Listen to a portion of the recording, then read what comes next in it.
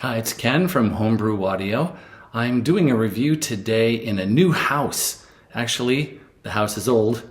We used to own it a long time ago, but we're moving back into it and it has no furniture in it right now, or hardly any. And so I thought this would be a good time to do a mic review because this is like the worst possible recording situation with the room sound. You can hear it's very echoey because there's nothing on the walls, just bare walls, hardwood floors. And so we're getting all of this echo, which is something that is kind of the boon of people that are recording audio from home. But anyway, I thought that I could do a mic review on a newish microphone. It is a USB mic that is called the Samson Q9U. And this is this mic right here, which I'm not actually talking into right now. And it comes with this sort of U-shaped mount. And I've got it put onto a regular boom stand. And I have this little ball and socket adapter that I bought separately so that I could move this thing around freely. And what I'm going to do in a second here is I'm going to record into that. And then you can see the difference between this audio, well, hear the difference between this audio and the audio coming through that mic. So let's go ahead and do that. I'll be back in a second. Okay, now I'm back. And if you have compared the audio you're hearing now with the audio you heard just a few seconds ago, which was going just directly into the built-in mic on the MacBook Air, you should be hearing something substantially better because now I'm coming in through the Samson Q9U. So, what are the features of this microphone? I have my notepad here because there's a lot of them and I don't want to forget anything. So, it is a USB mic like we talked about, but it's also an XLR microphone. That's the 3-pin connector standard microphone. And so this has a dual purpose. You can either use it for USB or you can plug it in with the XLR cable into an interface. It is a dynamic microphone, and that is as opposed to a condenser microphone. And there's a lot of electronic stuff that determines what's what, but basically that just means that it's a little bit more rugged. And this is a very heavy mic, and it also is a little less sensitive to things like room noise from behind it, which is very good news if you're recording in a very echoey room like this. It is a cardioid shape, and if you are looking to find out more about what that means, check in the description. I have a link to my description of what that means. But basically it means that it picks up sound from in front of it and rejects sound from behind it.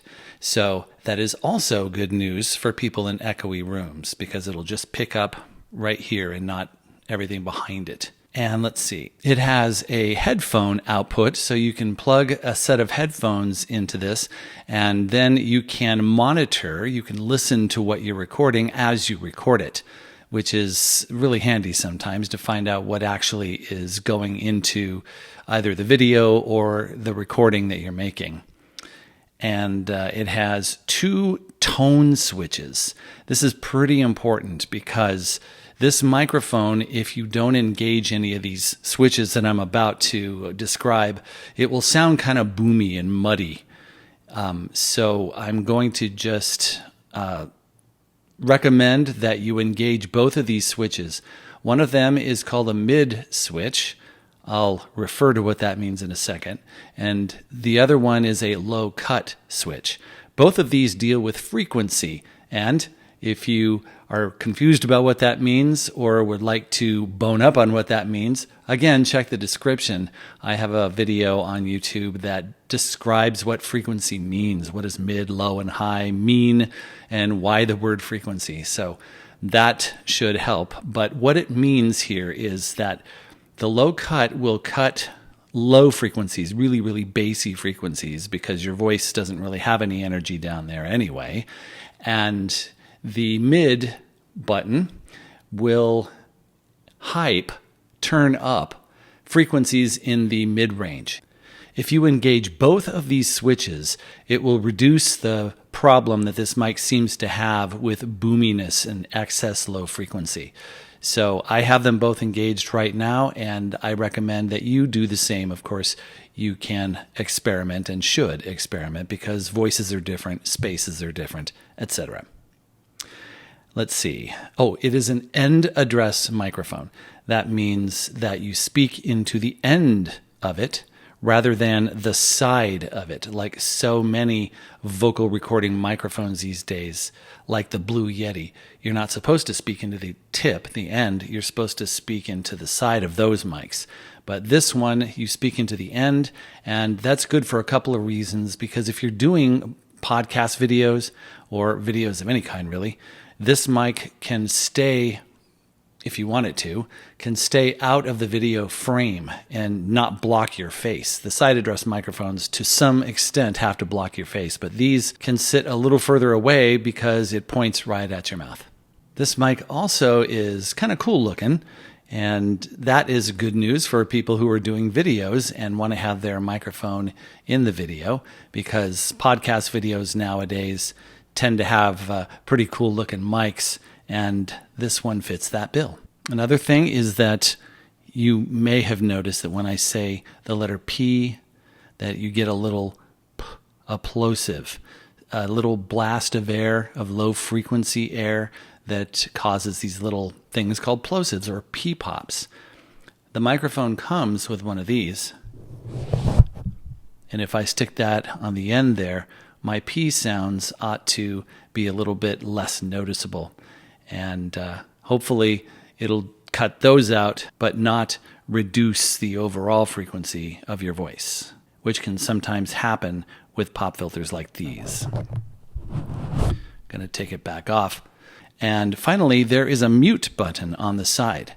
If you're doing a live presentation, you're doing YouTube Lives or Facebook Lives or whatever, or you're doing a podcast with somebody, sometimes you want to mute your mic for whatever reason. You see sometimes people cover their mic and cough or sneeze, or maybe they want to say something snarky. The mute button will do exactly that. It will mute the sound coming into the microphone for as long as it's pressed in. Then when you're ready to start recording again, you just press it again and it comes out. So that, I think, pretty much covers it.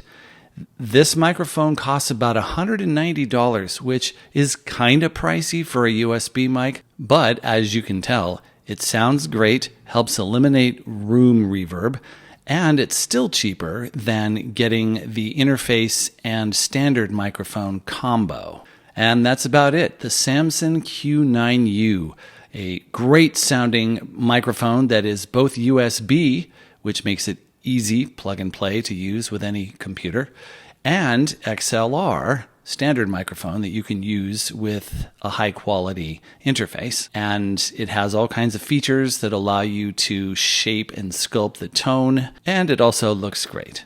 I highly recommend this mic. I would put it right up there with the Rode NT USB Plus in terms of quality. And just a reminder, in the description below, you'll find a few links to articles or videos that I have that will help explain some of the more technical terms that I used earlier in this video, because I think far too often people doing videos like this will assume a certain level of technical knowledge, audio technical knowledge on the part of the viewer that they may not actually have. So if you're one of those folks that doesn't have it, check out those links.